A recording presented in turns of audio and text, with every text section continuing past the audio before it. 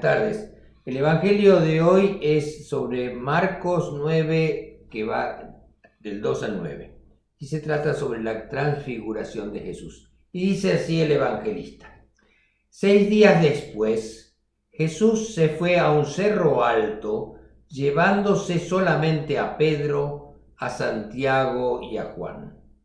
Allí, delante de ellos, cambió la apariencia de Jesús. Su ropa se volvió brillante y más blanca de lo que nadie podría dejarla por mucho que la lavara. Y vieron a Elías y a Moisés que estaban conversando con Jesús. Pedro le dijo a Jesús: Maestro, qué bien que estamos aquí. Vamos a hacer 3 chozas, una para ti, otra para Moisés y otra para Elías.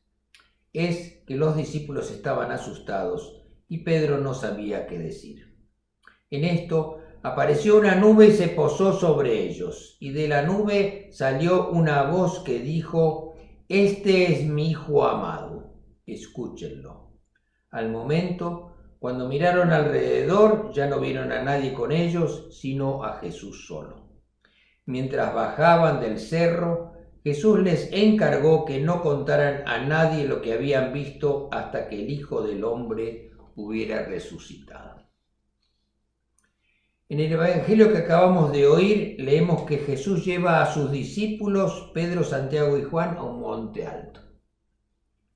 Este es el monte Tabor, que está en la Baja Galilea, y está a 1850 pies de altura.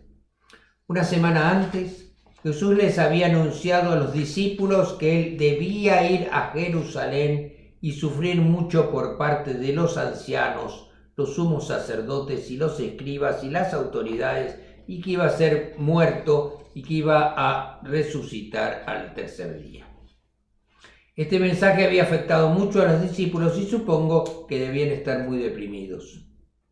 Jesús los lleva con él para confortarlos, para reforzar su fe. Recordando ese día, hoy celebramos la transfiguración de Jesús. ¿Y qué es esto de la transfiguración? La transfiguración es un regalo que Jesús nos hizo a todos, en presencia de los apóstoles Pedro, Juan y Jacobo. Mientras Jesús oraba, su cuerpo se transforma, se transfigura. Jesús cambia frente a los ojos de sus discípulos y se muestra en toda su gloria. Nos muestra su verdadero cuerpo incorruptible y eterno. Las Escrituras nos dicen que su rostro se transformó y se volvió resplandeciente, luminoso, brillante como el sol, al igual que su ropa, que se volvió más blanca que la luz. Y los discípulos, quienes solo conocían a Jesús en su cuerpo humano, ahora se dieron cuenta de su divinidad. Cristo experimentó un cambio total en su apariencia, con el fin de que los discípulos pudieran ver, mirar y entender su gloria. En el texto hay otro regalo para alimentar nuestra fe. Al lado de Jesús están Moisés y Elías, que están ahí presentes hablando con Jesús. Y debemos recordar que Moisés murió 1400 años antes que Jesús, y Elías fue llevado al cielo en el año 850 a.C. Moisés, el que recibió los mandamientos de Dios en el Sinaí, para el pueblo de Israel representa la ley. Elías, quien fue llevado al cielo en un carro de fuego, por su parte es el padre de los profetas. Juntos los 3, Jesús, Moisés y Elías, reflejan lo mejor del presente y lo mejor del pasado. Moisés y Elías vienen a dar testimonio de Jesús, quien es el cumplimiento de la ley y las innumerables profecías en las Escrituras. Y digo que esta transfiguración de Jesús es un regalo para nosotros, también una revelación y una promesa para todos nosotros, porque con su presencia ahí, Jesús nos está diciendo que también nosotros viviremos para siempre, que también nosotros tendremos cuerpos eternos, gloriosos, incorruptibles y luminosos.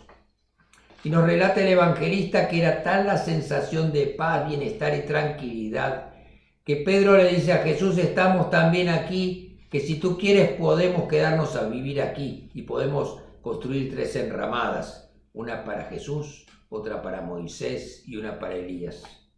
¿Y cómo no iban a estar bien si estaban bañados de luz y ahí estaba Jesús, su querido maestro, y los profetas Elías y Moisés? No les hacía falta nada, pues estaban plenamente felices, gozando un anticipo del reino de Dios. Estaban en presencia de Dios, viéndolo como era, y hubieran querido quedarse ahí para siempre. Y era tanta la dicha y la emoción que Pedro quería conservar ese momento para siempre.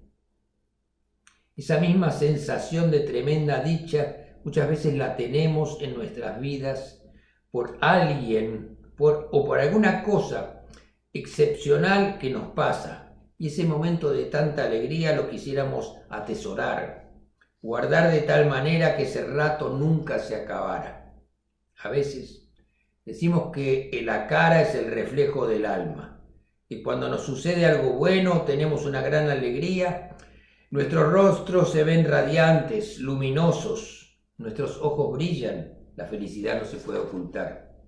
Cuando nosotros estamos alegres, cuando algo realmente bueno pasa, por ejemplo, si uno de nuestros hijos recibe un homenaje en la escuela, algo que nos llena de un orgullo desbordante, o cuando le damos un regalo a un niño o una niña y en su rostro aparece una enorme sonrisa y los ojitos brillan de alegría, ahí es que nos damos cuenta que la felicidad hace que nuestros rostros también se vuelvan más luminosos.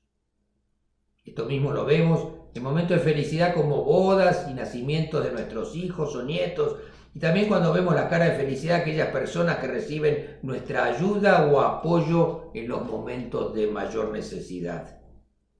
Lo contrario pasa en una persona amargada o mala o enojada, su rostro se oscurece, se opaca.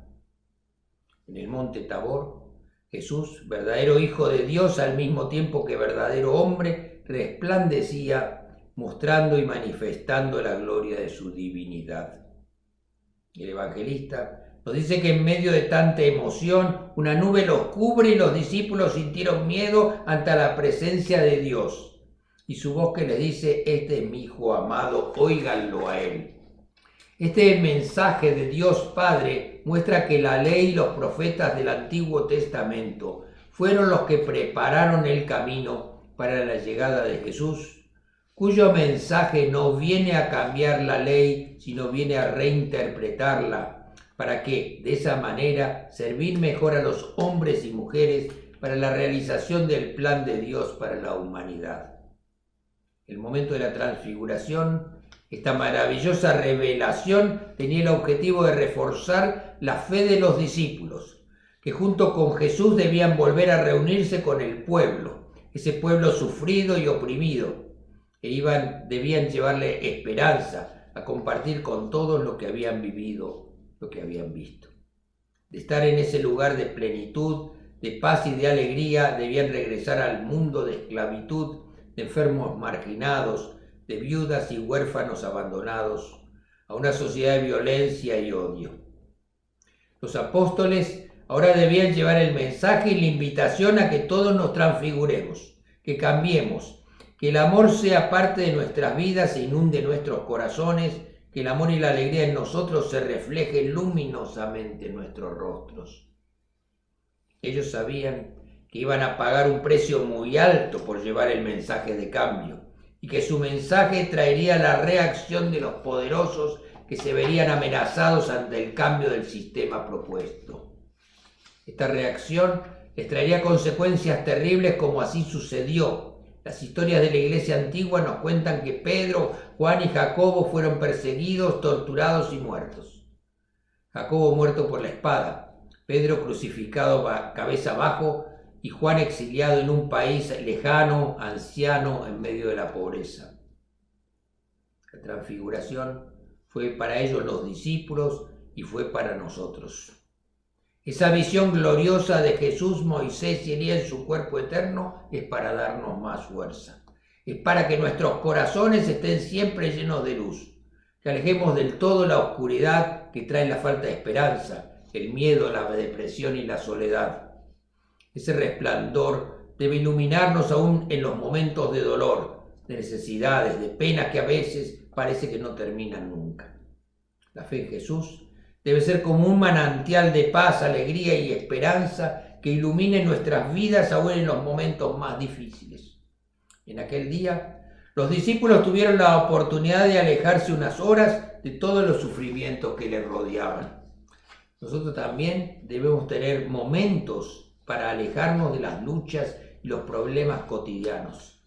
Tener esos momentos de paz espiritual, compartiendo en familia, en la comunidad, tal vez aquí en la iglesia, con nuestros hermanos en la fe, o tal vez leyendo la Biblia. Esos momentos son necesarios para recargar energías, para recargar las baterías, para poder seguir adelante en medio de todos los desafíos que enfrentamos cada día.